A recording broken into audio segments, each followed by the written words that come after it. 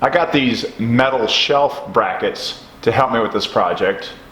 Put them on my sawhorses and shimmed where needed until I got them so they were level in all directions.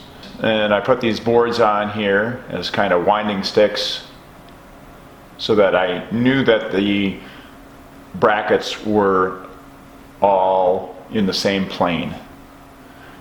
And then I went to cut my plywood down because I wanted a 3x6 sheet, not a 4x8, and I realized this wasn't going to work on the table saw here because I didn't have enough room to do it safely.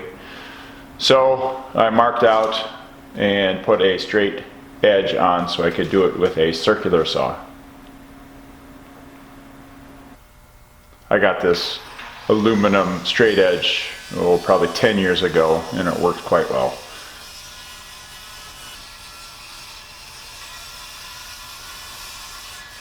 And then I could do the same thing to cut off the little bit on the end to get to 6 feet. Notice I'm supporting it on the back end there, and you can't see it, but my hand is holding up in the corner so that it doesn't bind on me when I finish that cut.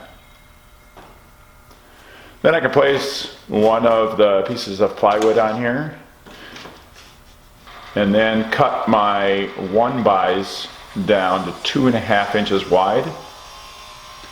These are 6-footers. I picked the straightest ones I could find. These were the select boards at the store, so they cost a little more, but they were very, very straight.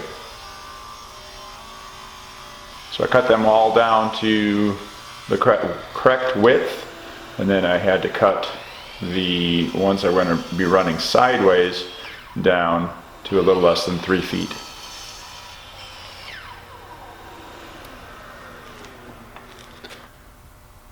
Then I glued on the outside boards, the ones that are going to run the perimeter of this torsion box, and then I drilled pilot holes and screwed up from the bottom to use as clamps because I didn't have enough clamps to be able to hold all the edges down.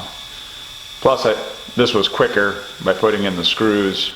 They acted as clamps, and then I could move on to the other boards quicker. It wasn't very fun bending over like that to screw and drill though.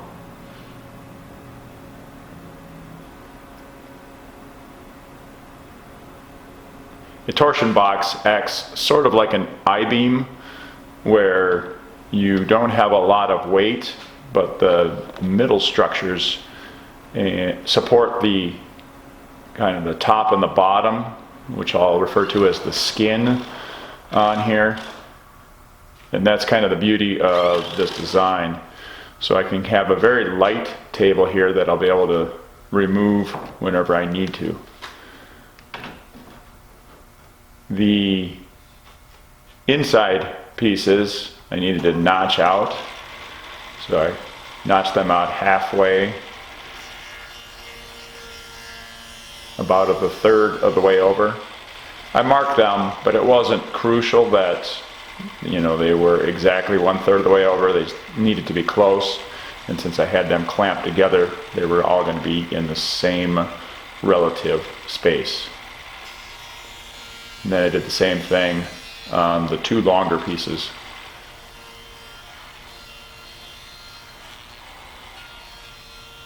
So I laid these sideways pieces with the notches facing up, and then I could put the other 2 down. Now when I tested the fit, I knew it was kind of tight, and I think with the combination of all those joints, it actually was a lot tighter than I thought it was going to be. So I played with it a little bit here, and then I took it to the floor and was able to hammer it in. I probably should have just cut them a little bit wider, but it worked out in the end.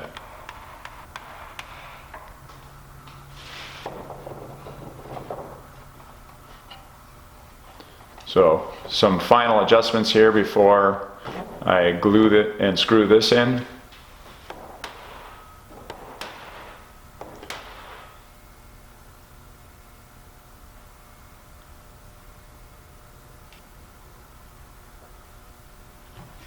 So I flipped it over, put it in, and then I put clamps on one edge along the edges, and then I put one screw on the other side just to hold it down, and then I let it sit for about 30 minutes or so. And then when the glue was tacky and holding it enough, then I flipped it over and drove the rest of the screws in. But I was really happy when I looked down below and it looked like it was going to be really, really flat here. It's exactly what I wanted to see.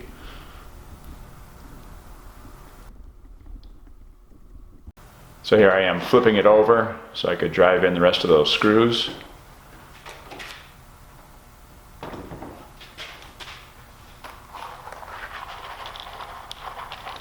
The screws on the perimeter I drilled pilot holes for. In the field, I did not do that. You can just drive them through without fear of the wood cracking or splitting on you. And then once I had that all done, I could glue and screw the other side. So place that plywood on, and just like I did before, clamp, drill, and screw.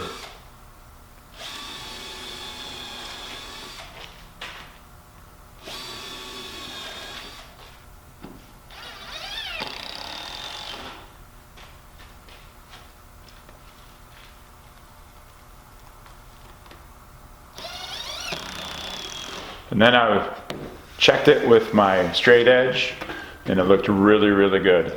There's one small problem area in one of the corners, but it's not that bad.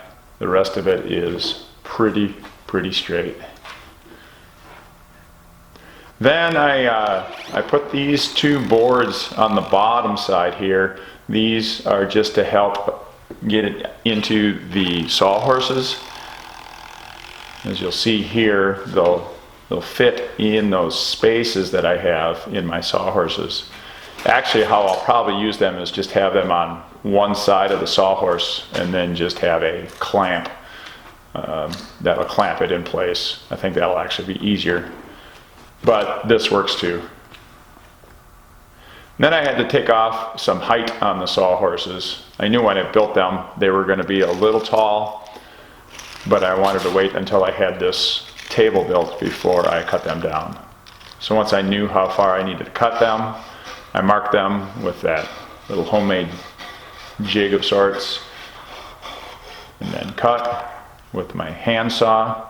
I didn't see another easier way of doing it really.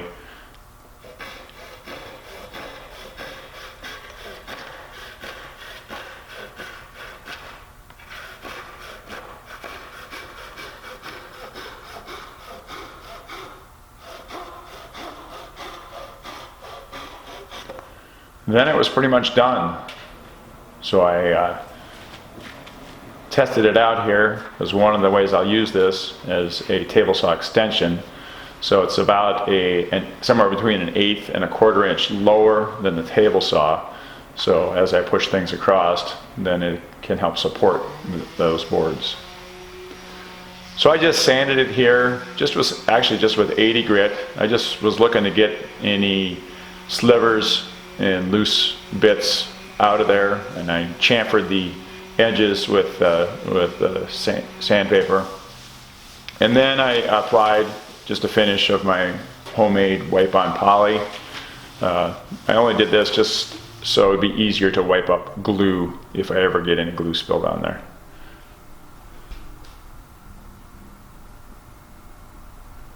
I was really happy with the way this turned out.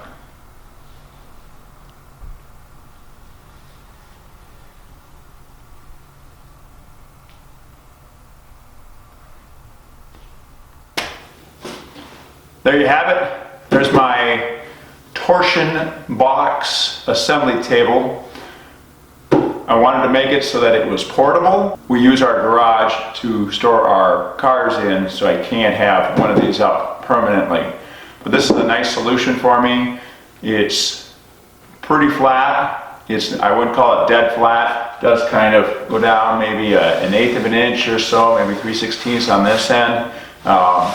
But I've marked that and I know that the rest of it is really, really flat. So when I assemble things, I'll have a nice flat reference to work off of. Thanks for watching. I appreciate the support.